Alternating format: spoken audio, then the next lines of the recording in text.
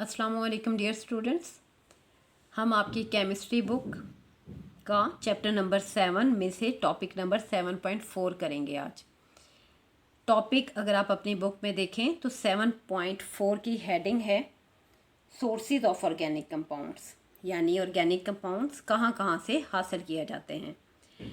वैसे तो ये एक लेंथी टॉपिक है, इसमें बहुत सारे शॉर्ट क्वेश्चन बनते हैं, लेकिन सम टाइम इस तरह से भी एक सवाल आता है कि what are main sources of organic compounds. ये फॉर एग्जांपल 2 मार्क्स का आ गया।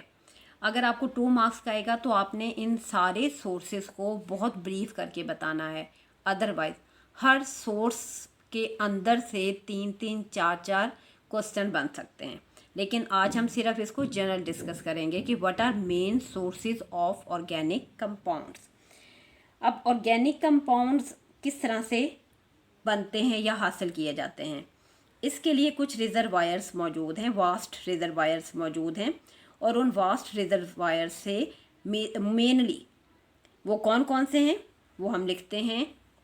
जब हम वैसे बात करें कि मेन सोर्स कौन से हैं, पहले हम हेडिंग की फॉर्म में लिख लेते हैं कि there are 4 main sources of organic compound. उनमें से जो पहला है वो है plants and animals. Plants and animals. इसका जो दूसरा सोर्स है natural source, that is coal. जो तीसरा सोर्स है दैट इज नेचुरल गैस।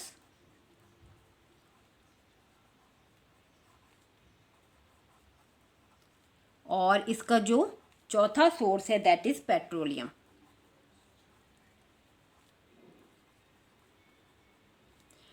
अभी मैंने एक बात की कि ये वाला जो क्वेश्चन है ये आपको 2 तरह से आएगा।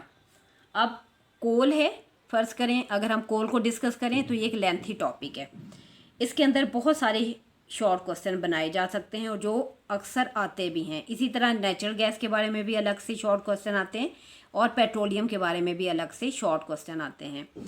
ये जो कोल, नेचुरल गैस, पेट्रोलियम, ये वास्ट रिजर्वायर्स हैं और मेनली जो ऑर्गेनिक कंपाउंड्स हैं वो कोल से, नेचुरल गैस ये पेट्रोलियम से हासिल किए जाते हैं। नेचुरल गैस के अंदर भी मुख्तलिफ़ किस्म के ऑर्गेनिक कंपाउंड मौजूद होते हैं। तो हम आज इनको ब्रीफली डिस्कस कर रहे हैं, यानी मेन हमारा ये नहीं है कि हम इनको डिटेल से करेंगे कि अगर आपको शॉर्ट क्वेश्चन आया तो आपने किस तरह से अटैम्प्ट करना है। आप पहले तो लिखें कि there are 4 main sources of organic compounds, 1, 2, 3 और 4। उसके बाद इनमें से एक एक को आपने लिखना है और उस एक एक को आपने अलग अलग ब्रीफली क्वेश्चन में लिख देना है। फॉर एग्जाम्पल आप इसमें पहला लिखेंगे प्लांट्स एंड एनिमल्स।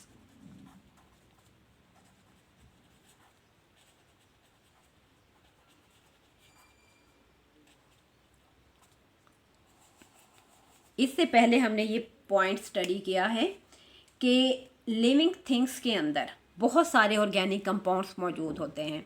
हम बार बार उन ऑर्गेनिक कंपाउंड्स का जिक्र भी कर रहे हैं। वो कौन से हैं? जैसे carbohydrates, proteins, lipids, nucleic acids. अब जितने भी ये ऑर्गेनिक कंपाउंड्स प्रेजेंट हैं एनिमल्स में, प्लांट्स में, तो हम कह सकते हैं कि plants and animals are directly available to us और ये गुड सोर्स हैं ऑर्गेनिक कंपाउंड्स के। अब मैं दोबारा यहाँ पे लिख देती हूँ कि आप सिर्फ इसमें इतना ही बता सकते हैं कि प्लांट्स और एनिमल्स के अंदर बहुत सारे ऑर्गेनिक कंपाउंड्स हैं, तो ये इटसेल्फ सोर्स हैं ऑर्गेनिक कंपाउंड्स का। कौन कौन से ऑर्गेनिक कंपाउंड्स मौजूद हैं? इनमें कार्बोहाइड्रेट्स मौजूद होते हैं, proteins, lipids, nucleic acids, ATC। ठीक है, बस इसमें इतना ही आएगा कि ये इटसेल्फ एक सोर्स है। दूसरे नंबर पे जो पॉइंट लिखा हुआ है दैट इज कोल।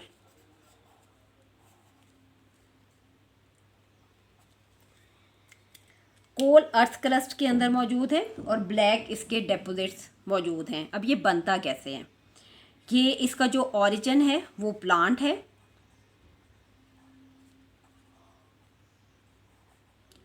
इनफैक्ट होता ये है कि ज़मीन के अंदर प्लांट बरीड हो जाते हैं और उनके ऊपर कई साल मुख्तलिफ़ किस्म के केमिकल रिएक्शंस होते हैं in the absence of oxygen. उन प्रोसेस के रिज़ल्ट के तौर पे कोल बनता है। ये ब्लैक डिपॉजिट्स होते हैं। आप अंदाज़ा करें कि 500 मिलियन ईयर्स अगो के कोल के डिपॉजिट्स मौजूद हैं। अब इसमें होता इनफैक्ट ये कि मुख्तलिफ़ किस्म के प्रोसेस होते हैं। जैसे फ़र्ज़ करें पहले वुड थी, प्लांट से जो उसका ओरिजिन है वो वुड है। वुड के बाद बैक्टीरियल एंड केमिकल एक्शन होगा और डेड प्लांट्स के ऊपर उससे फिर पीट बनती है। यहाँ पे हाई प्रेशर टेम्परेचर, उससे लिग्नाइट बनता है। फिर प्रेशर होता है ज़मीन के अंदर, ये प्रोसेस हो रहा है, उससे बनता है बाइट्यूमिनस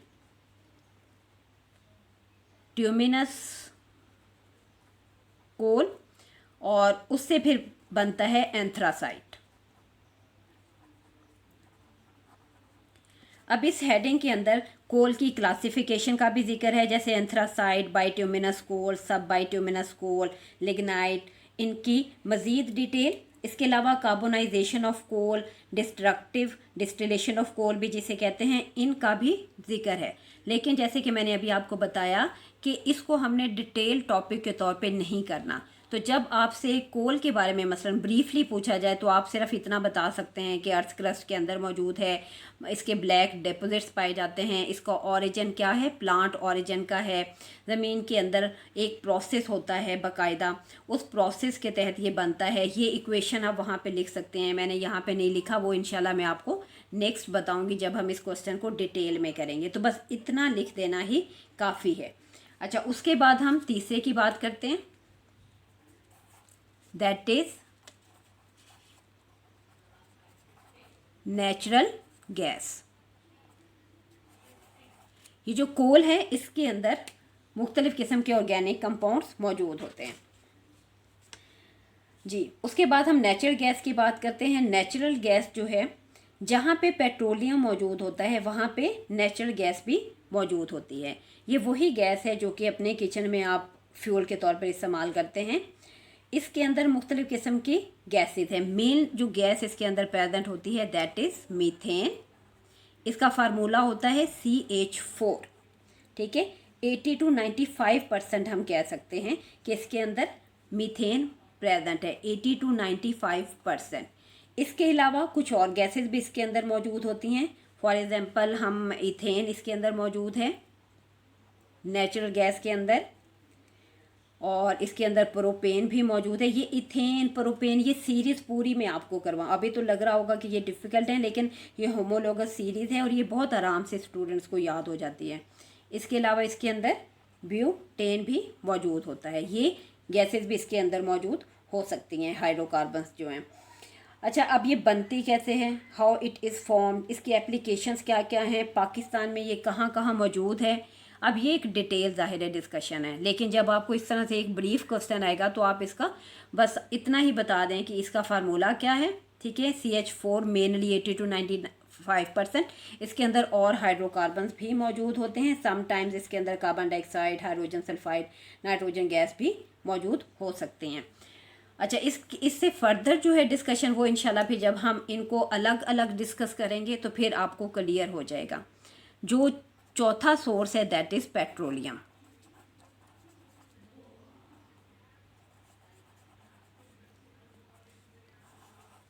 जी, पेट्रोलियम का नाम भी आपने सुना होगा, जाहिर है व्हीकल्स के अंदर इसको इस्तेमाल किया जाता है। आप रोज़ सुनते हैं, आपको पता है कि पेट्रोलियम क्या है। ये नेचुरली अकरिंग ब्राउन और greenish black viscous oily liquid होता है जो कि अर्थ क्रस्ट के अंदर मौजूद होता है। अब इसको हम रॉक ऑयल भी कहते हैं। अब केमिकल नेचर पेट्रोलियम की क्या है, किन थेरीज के बाद किन थेरीज को हम पढ़ते हैं जिसके रिजल्ट में ये बनता है, इसका ओरिजिन क्या है, इसके अलावा इसके कहाँ कहाँ पे डिपोजिशन इसकी है, यानी कहाँ कहाँ पे इसको पाकिस्तान में मुख्तलिफ़ किस्म की रिफाइनरीज मौजूद है, इसको साफ़ किया जाता है। वो सारी डिटेल इंशाल्लाह हम इसको जब डिटेल से करेंगे तो वहाँ पे करेंगे। अभी सिर्फ आप इसको इतना ही पढ़ लें कि ये एक नेचुरली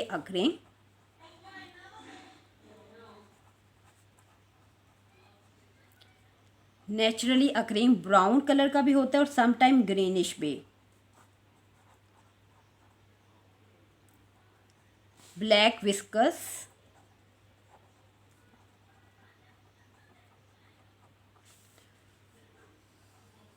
ऑयली लिक्विड।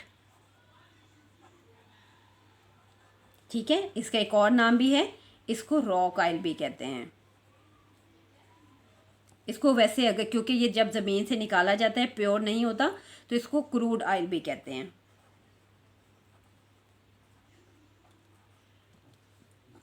ये एक ब्रीफ सा इंट्रोडक्शन था कि what are the sources of organic compounds. इंशाल्लाह फिर हम नेक्स्ट लेक्चर में इनको डिटेल से अंडरस्टैंड करने की कोशिश करेंगे। टेक केयर, अल्लाह हाफिज़।